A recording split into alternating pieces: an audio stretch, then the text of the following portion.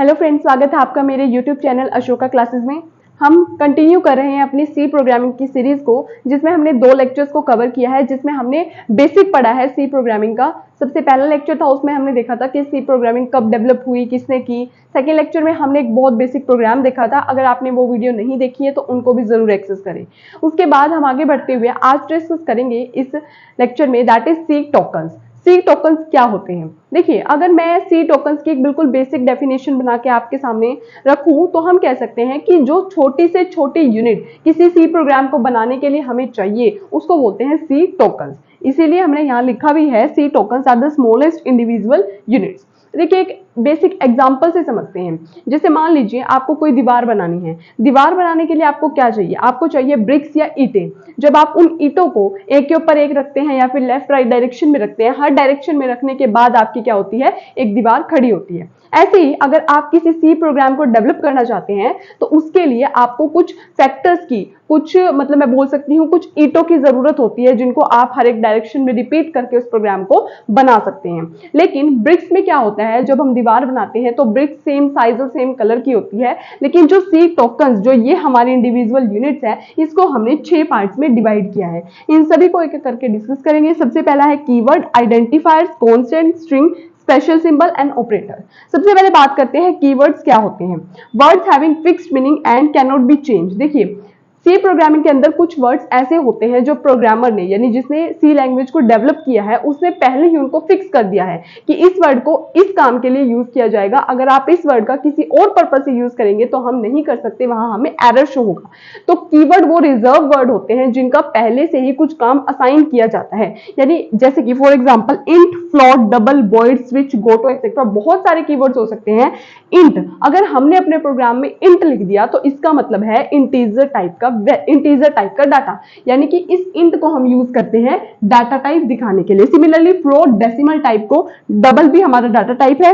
Void हमने पढ़ा था जब हमने पिछला प्रोग्राम डिस्कस किया था, उसमें हमने काफी सारे पॉइंट्स डिस्कस किए। उसमें हमारा इंक्लूड क्या है, stdio.h क्या है, conio.h क्या है, printf, scanf क्या है, वो सारे के सारे हमारे क्या है? कीवर्ड्स है, जिनका पहले ही प्रोग्रामर ने क्या किया है? उनका काम फिक्स कर दिया है कि इसी काम के लिए इनको यूज किया जाएगा। अगर हम किसी और पर्पज से उनको यूज करना चाहेंगे, मान लीजिए मैंने इंट लिखा और इंट को मैं एज अ वेरिएबल ट्रीट करना चाहती हूँ, यानी मैं चाहती हूँ कि इंट का मुझे इंट ना वैल्यू देकर कुछ और वैल्यू दे, ऐसा नहीं हो सकता। अगर आपने इंट लिख दिया तो इसका मतलब आप इंटीजर टाइप की वैल्यू ही उसके अंदर स्टोर कर सकते हैं। ऐसे बहुत सारे कीवर्ड्स होते हैं हमारे सी प्रोग्रामिंग के अंदर, जिनकी वैल्यू को या फिर जिनके पर्पज को हम अपने अकॉर्डिंग चेंज नहीं कर सकते। नेक्स्ट टोकन है हमारा आइडेंटिफायर्स। देखिए, आइडेंटिफायर्स क्या होते हैं? User defined name consist of number and character. देखिए, ऐसा नहीं है कि सारे के सारे वर्ड्स जो हम प्रोग्राम में यूज करते हैं वो सारे कीवर्ड्स होते हैं, यानी पहले से ही उनका जो पर्पज है वो फिक्स होता है। नहीं, कुछ वर्ड्स यूजर अपनी तरफ से भी वहां पर डिफाइन कर सकता है, यानी कुछ ऐसे वर्ड्स जो यूजर अपने तरफ से प्रोग्राम के अंदर लिखता है। मान लीजिए कि हमने एक प्रोग्राम बनाया, उसके अंदर हम कुछ भी, जैसे कि मान लीजिए नंबर हम लिख रहे हैं, नंबर नाम का हमने एक आइडेंटिफायर बनाया। हम चाहते हैं कि जो भी वैल्यू अब मैं डालूं वो इस वेरिएबल के अंदर, इस आइडेंटिफायर के अंदर डालूं। इसको हमने नाम दे दिया नंबर, यानी कि ये जो हमने नाम दिया है यूजर ने अपनी तरफ से दिया है, उसको प्रोग्रामर ने पहले से फिक्स नहीं किया था, तो इसको बोला जाता है हमारा आइडेंटिफायर।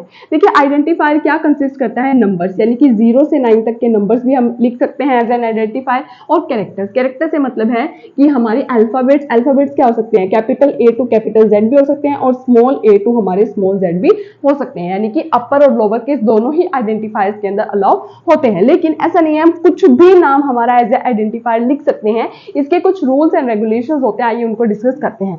सबसे पहला रूल है, first character must be alphabet और अंडरस्कोर। जो हमारा पहला कैरेक्टर होगा, जो भी हम आइडेंटिफायर बनाएंगे, वो या तो हमारा क्या होना चाहिए? कैरेक्टर होना चाहिए या फिर अंडरस्कोर होना चाहिए। जैसे हमने लिखा नंबर का जो फर्स्ट लेटर है दैट इज एन, वो क्या है? हमारा कैरेक्टर है। अगर कैरेक्टर ना करके मैं यहाँ पर अंडरस्कोर दूंगी तो ये भी क्या होगा? एक वैलिड आइडेंटिफायर नेम होगा।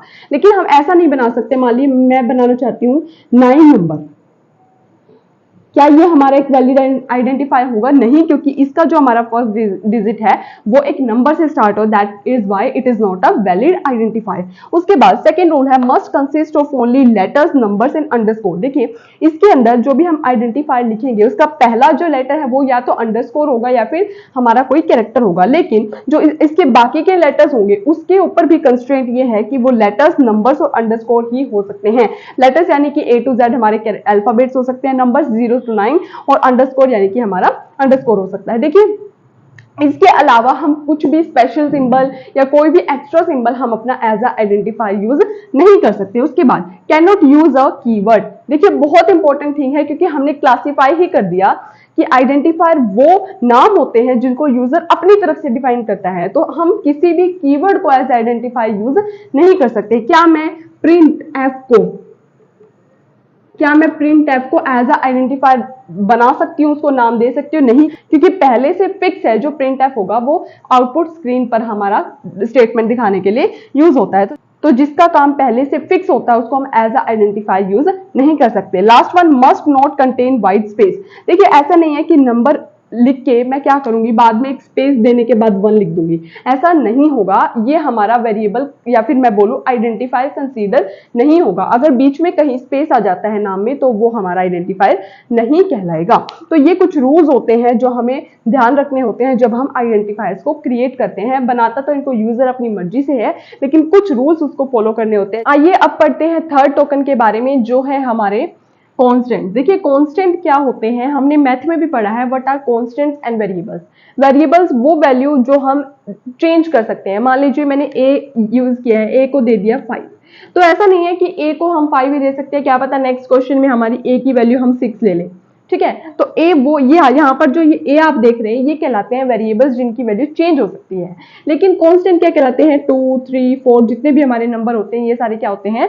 कांस्टेंट होते हैं, ठीक है। अब इन्हीं को पहले हमें डिस्कस करना है, what are constants and what are variables. Variables हालांकि हमारे टोकन्स का एक पार्ट नहीं होते, वेरिएबल्स के ऊपर एक सेपरेट वीडियो हम आगे बनाएंगे, लेकिन सबसे पहले पढ़ते हैं constant. Fix value that can not be change during execution of a programme.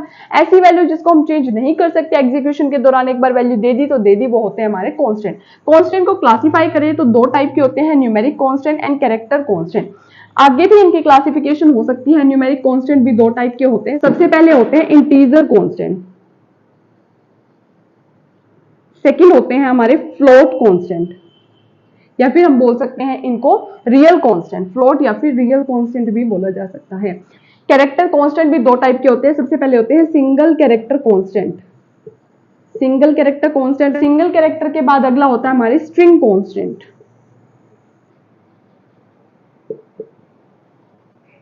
तो इस तरीके से हम क्या कर सकते हैं, अपने कांस्टेंट को क्लासिफाई कर सकते हैं। न्यूमेरिक कांस्टेंट 2 टाइप के होते हैं, integer constant and next one is float या फिर रियल कांस्टेंट। कैरेक्टर कांस्टेंट भी 2 टाइप के होते हैं, सिंगल कैरेक्टर कांस्टेंट या फिर स्ट्रिंग कांस्टेंट। इन चारों कांस्टेंट को एक एक करके डिस्कस करते हैं। सबसे पहले देखते हैं इंटीजर कांस्टेंट क्या होते हैं। हमें देखते हैं सबसे पहले इंटीजर कांस्टेंट।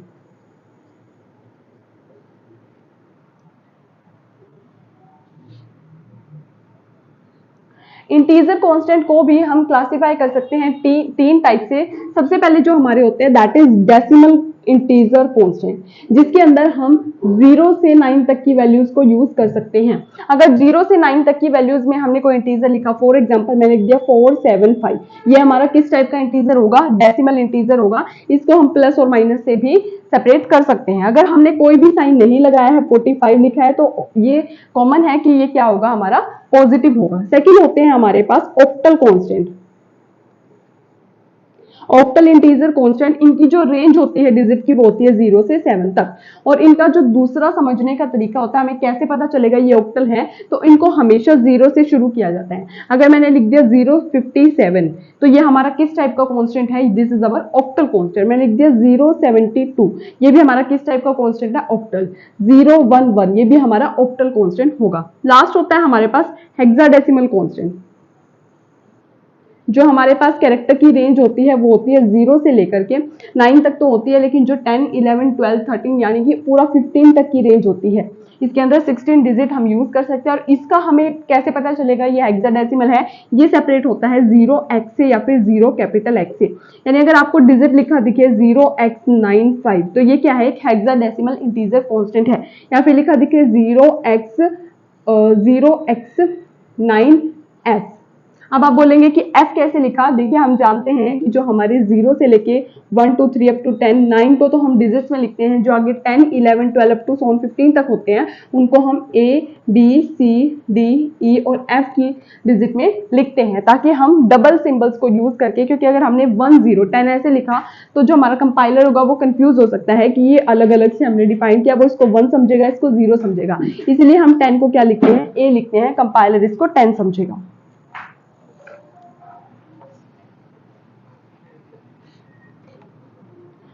तो ये है हमारे सारे इंटीजर कांस्टेंट, जिसमें हमने पढ़ा है decimal constant, octal constant and hexadecimal constant. उसके बाद जो सेकंड नंबर ऑफ कांस्टेंट हमारे पास आते हैं वो है हमारे पास फ्लोट कांस्टेंट, या फिर जिनको हम रियल कांस्टेंट भी बोलते हैं। देखिए इंटीजर कांस्टेंट जो कि कैसी वैल्यू ले रहा है, जो कि पॉजिटिव नेगेटिव वैल्यू लेता है, यानी इसमें हमने कहीं भी डेसिमल वैल्यू को यूज नहीं किया, इसीलिए इनको बोला जाता है इंटीजर कांस्टेंट। जो डेसिमल वैल्यूज के साथ ट्रीट करता है वो होते हैं हमारे रियल कांस्टेंट। रियल कांस्टेंट जैसे कि मैंने कहा 7.95062, ये हमारा क्या है, एक डेसिमल या फिर रियल या फिर फ्लोट कांस्टेंट होगा। इसके अलावा मैं अगर ऐसे भी लिखूं 72.0, ये भी हमारा कंसीडर होगा एज अ रियल या फिर फ्लोट कांस्टेंट।